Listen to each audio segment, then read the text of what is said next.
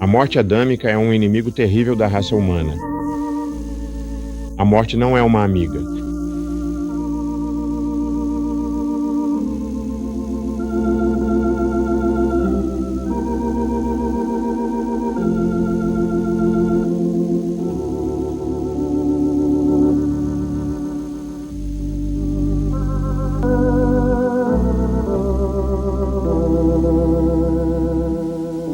Do pôr do sol até o mesmo horário do dia seguinte, aproximadamente 130 mil pessoas chegam ao fim do caminho largo, que é a morte.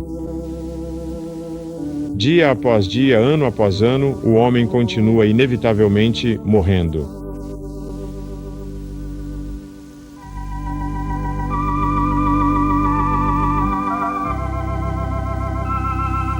Cada jornal relata um breve resumo das pessoas que morrem naquela área de cobertura.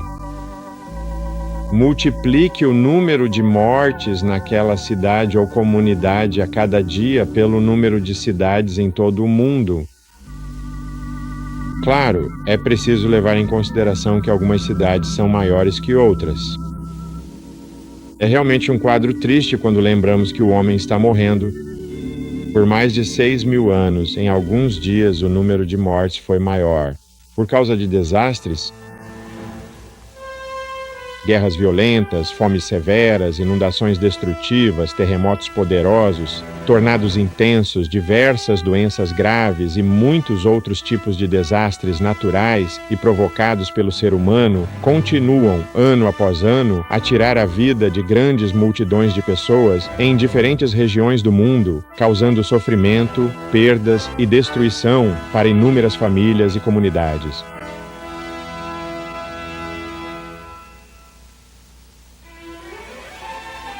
Por que o homem morre? Onde estão os mortos? Por que os mortos ressuscitarão? Quem é convidado a ser batizado pelos mortos? Quem tem as chaves da morte e do inferno? Quando essas chaves serão usadas? Você será capaz de reconhecer a si mesmo, seus parentes, seus amigos e até mesmo seus inimigos na ressurreição? Quando a morte adâmica será destruída? Respostas bíblicas serão dadas no programa Plano Divino para estas e outras perguntas relacionadas. Uma vez que se compreende que a morte adâmica é um inimigo e não um amigo, o buscador da verdade encontrará respostas para as suas perguntas. Vamos agora raciocinar sobre as Escrituras conforme somos exortados a fazer. Porque o homem morre. O caminho largo que leva à morte foi aberto por causa do pecado. Em Romanos capítulo 6, versículo 23, Paulo nos informa que o salário do pecado é a morte, não o tormento eterno. O profeta Ezequiel, capítulo 18, versículo 4, informa ao estudante da Bíblia: a alma que pecar, essa morrerá. Paulo escreveu em 1 Coríntios capítulo 15, versículo 22, pois assim como em Adão todos morrem. A morte é um inimigo, mas no devido tempo será destruída. O homem foi criado para viver, não para morrer. A morte resultou da desobediência. Pela desobediência de um só homem, muitos, isto é, Adão e toda a raça humana nele, foram feitos pecadores. Romanos capítulo 5, versículo 19. Adão foi claramente informado, conforme registrado em Gênesis capítulo 2, versículos 16 e 17.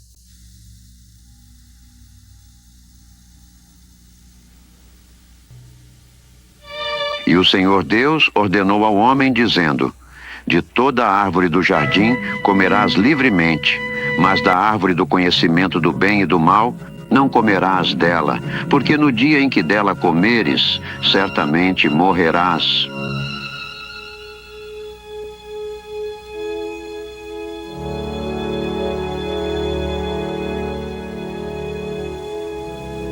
A penalidade pelo pecado foi claramente declarada como sendo a morte, não o tormento eterno.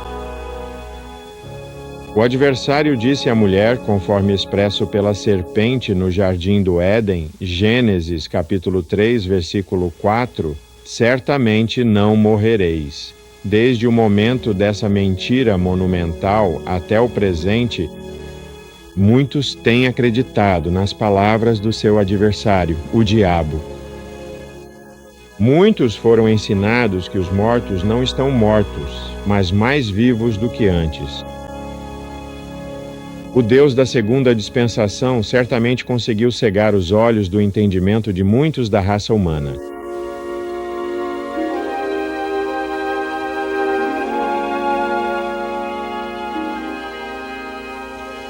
A morte é o oposto da vida. A vida de alguém teria que continuar se o tormento eterno fosse a penalidade pelo pecado. Quando um homem morre, ele não está vivo em nenhum sentido da palavra até que seja despertado do sono da morte.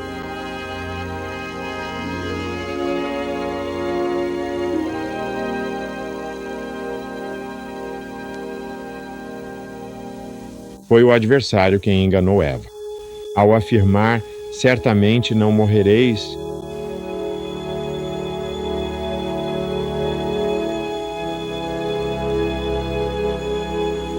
o Criador informou a Adão, porque no dia em que dela comeres, certamente morrerás. Ou, como diz a margem da Bíblia, morrendo, morrerás. Adão começou a morrer gradualmente e chegou ao fim do caminho largo com a idade de 930 anos, o que estava dentro do dia de 1000 anos do Senhor.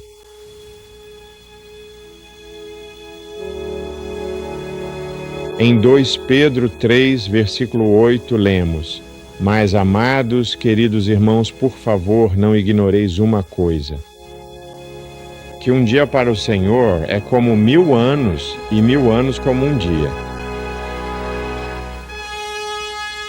Em Gênesis, capítulo 5, versículo 5, lemos: E todos os dias que Adão viveu foram 930 anos, e morreu. Adão morreu. Ele certamente não foi para o céu. Tampouco foi para uma eternidade de tormento.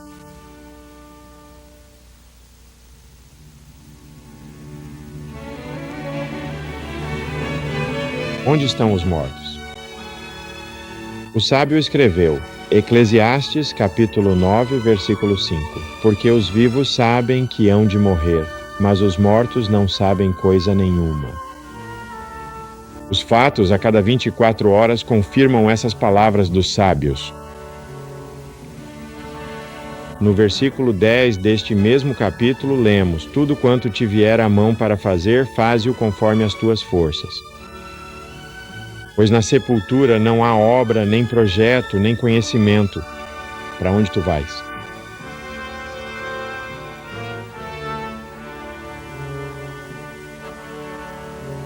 A palavra hebraica no versículo 10, que é traduzida como sepultura, é Sheol, que significa estado de morte ou esquecimento. Esta palavra hebraica Sheol é equivalente à palavra grega Hades. Enfatizamos que Sheol e Hades significam o estado de morte ou esquecimento. Por que os mortos ressuscitarão?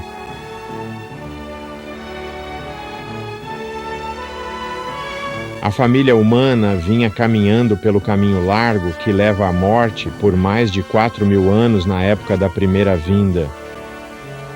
O Logos, aquele que se tornou Jesus, deixou sua glória como ser espiritual e assumiu a natureza humana, para que ele pudesse dar a si mesmo como resgate por Adão e toda a sua raça, para que fosse testemunhado no devido tempo. 1 Timóteo, capítulo 2, versículos 3 a 6. Jesus, pela graça de Deus, provou a morte por todos os homens. Hebreus, capítulo 2, versículo 9. Já que Jesus jantou por todos os homens, aqueles que chamamos de vivos, assim como aqueles que estão mortos, serão beneficiados no devido tempo pelo custoso sacrifício de resgate. Em 1 João, capítulo 2, versículo 2, somos informados de que Jesus é a satisfação pelos nossos pecados, ou seja, daqueles que se tornam seus discípulos, e não apenas pelos nossos, mas também por todo o mundo. Maravilhosa graça, quão doce o som que salvou um miserável como eu.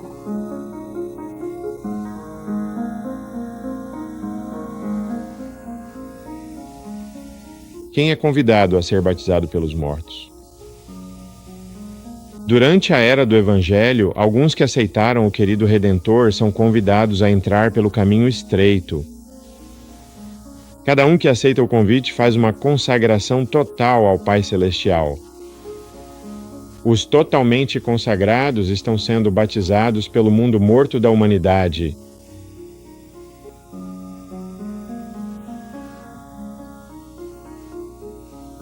Em 1 Coríntios, capítulo 15, versículo 29, Paulo escreveu: De outra maneira, que farão os que se batizam pelos mortos, se de modo algum os mortos ressuscitam? Por que então se batizam pelos mortos? Aqueles que são batizados em Cristo, sendo batizados em sua morte, estão sendo batizados em favor do mundo morto da humanidade.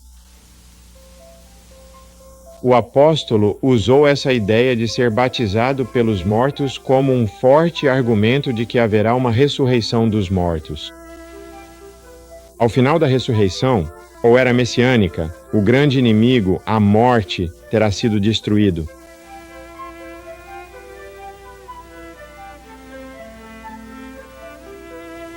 Cada um que caminha pelo caminho estreito está aprendendo a ser solidário com a criação que geme. Aqueles que seguem fielmente os passos do querido Redentor, sendo mais do que vencedores, serão associados a Cristo. O cabeça, ao abençoar o mundo morto da humanidade depois que a estrada da santidade for aberta,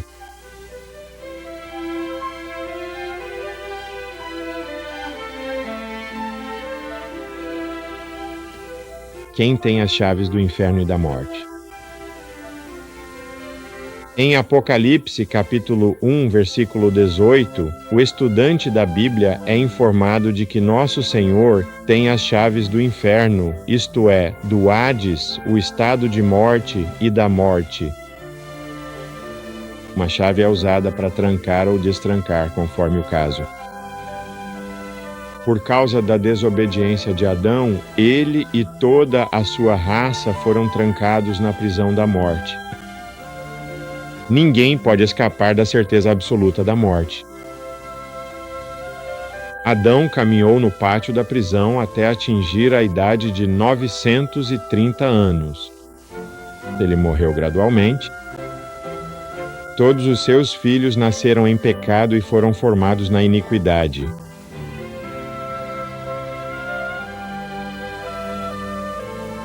Aos 930 anos, Adão foi trancado em uma prisão interior, por assim dizer. Ou seja, o Hades ou o esquecimento, que é traduzido como inferno na passagem em questão. Após viver por um breve período de tempo, cada um, ao morrer, é trancado no Hades, ou Sheol, o estado da morte. Como mencionado no início da lição de hoje, aproximadamente 130 mil pessoas por dia são trancadas nessa prisão interior, o esquecimento. Mais de 5 bilhões de pessoas atualmente estão caminhando no pátio da prisão pela estrada larga e sabem que, eventualmente, irão morrer. Como Jesus, por causa de sua fidelidade até a morte, possui as chaves da morte e do inferno, as portas da prisão serão abertas no devido tempo. Os mortos voltarão da terra do inimigo. Esforçando-se para consolar mães, assim como pais, que perderam filhos pela morte, o profeta Jeremias, capítulo 31, versículos 16 e 17, prometeu que as crianças pequenas que morreram, assim como todos os que estão na terra do inimigo, ressurgirão no devido tempo.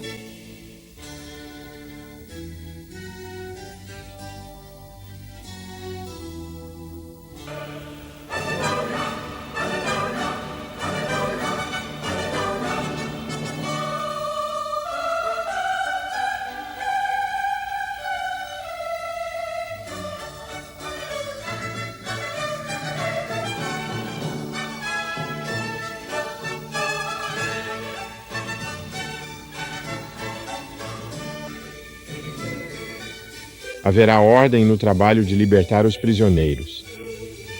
Assim que o grande tempo de angústia que agora assola a terra for interrompido pelos eleitos Cristo, cabeça e membros do corpo, a estrada da santidade que conduz à vida será aberta. Nosso Senhor usará a chave da morte para libertar os prisioneiros no pátio da prisão. No momento dessa intervenção, nem todos os prisioneiros terão passado pela morte, mesmo que estejam mortos do ponto de vista de Deus.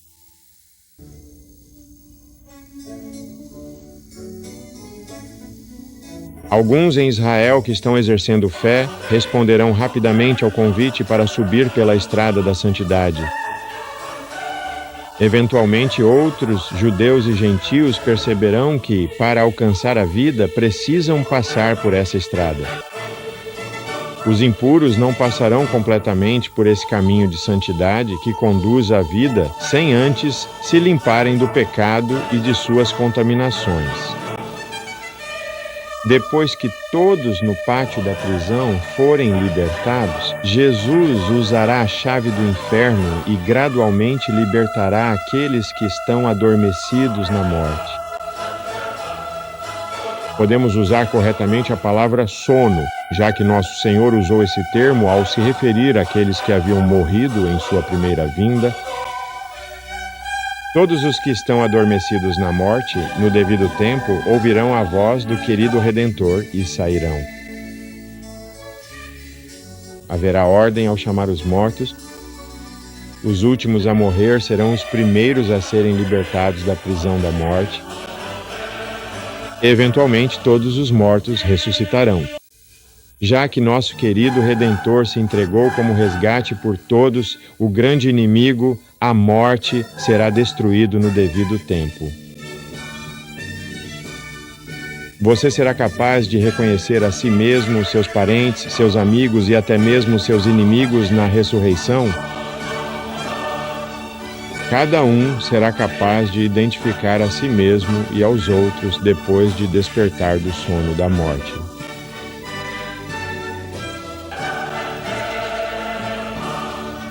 Não há mudança de caráter no estado de morte, esquecimento. Aquele que degradou seu caráter na vida presente retornará com vergonha e desprezo.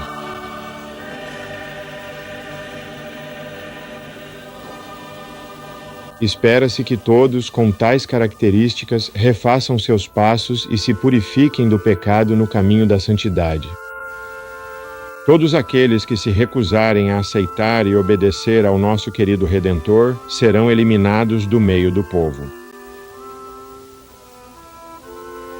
Quando a morte adâmica será destruída?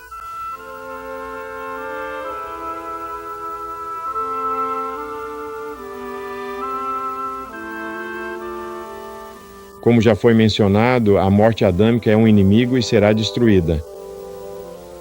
Paulo, em 1 Coríntios capítulo 15, versículos 25 e 26, escreveu que nosso Senhor deve reinar até que tenha colocado todos os inimigos debaixo de seus pés.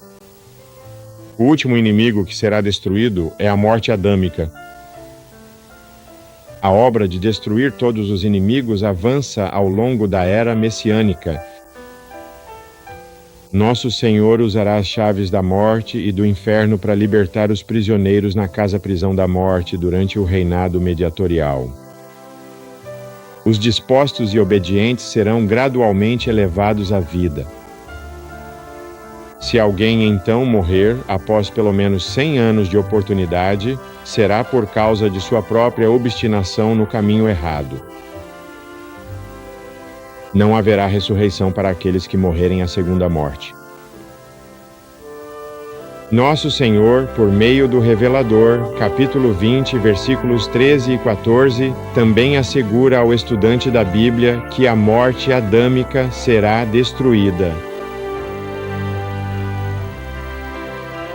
Lemos: e o mar entregou os mortos que nele havia, e a morte e o inferno entregaram os mortos que neles havia, e foram julgados, cada um segundo as suas obras. E a morte e o inferno foram lançados no lago de fogo. Esta é a segunda morte. Nesta linguagem simbólica, o lago de fogo representa a segunda morte, ou seja, a destruição total.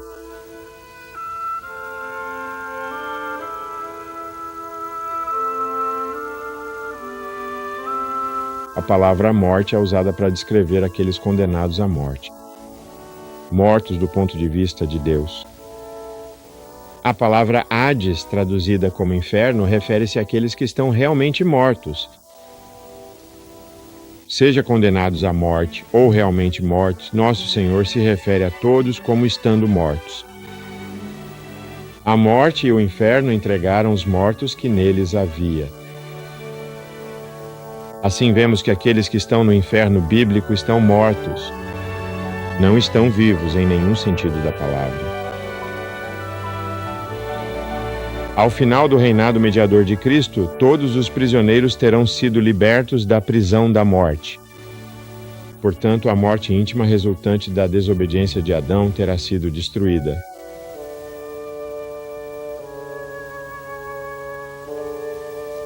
O mesmo pensamento é ensinado em Apocalipse, capítulo 21, versículo 4. Durante o reinado mediador de Cristo, o Pai Celestial, através de Cristo, o melhor mediador, irá gradualmente enxugar todas as lágrimas e destruir a morte adâmica. Lemos: e Deus enxugará de seus olhos toda lágrima, e não haverá mais morte, nem tristeza, nem choro, nem haverá mais dor, pois as coisas antigas já passaram. Que explosão gloriosa de bênçãos está contida nesta promessa! Como somos gratos por sermos informados nas Escrituras inspiradas de que a morte será destruída. Em outras palavras, a própria morte morrerá, ou, como Paulo expressa, o último inimigo a ser destruído é a morte adâmica.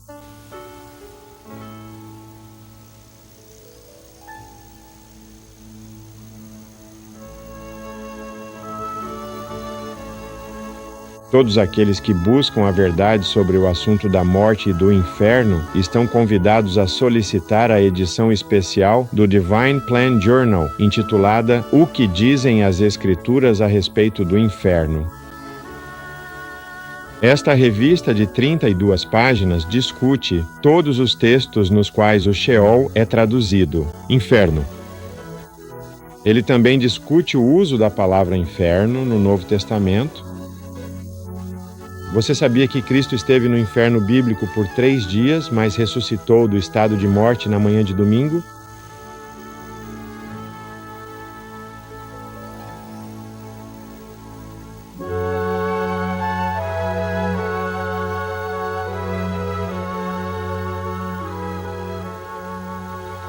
Você sabia que a Gina é o inferno?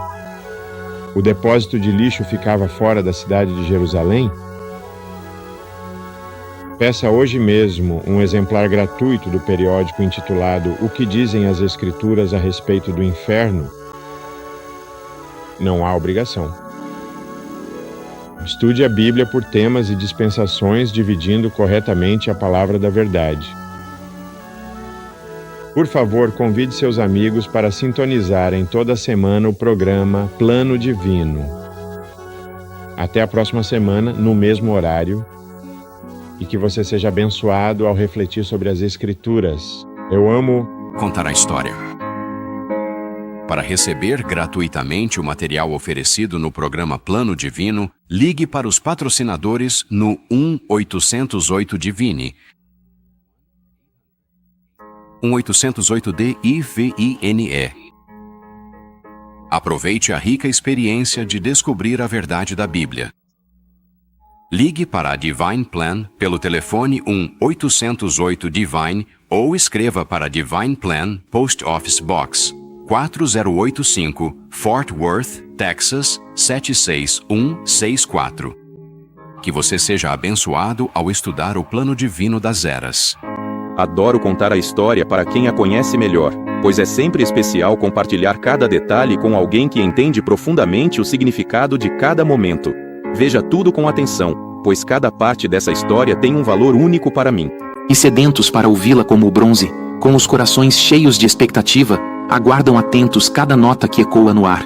E quando em cenas de glória, minha alma se eleva, tomada por emoção e alegria, eu canto uma nova canção, renovando cada palavra com sentimento e deixando que a melodia preencha o ambiente, tocando profundamente todos os presentes. Será a velha história, aquela mesma história que eu amei e guardei comigo por tanto tempo, sempre presente em meus pensamentos e lembranças.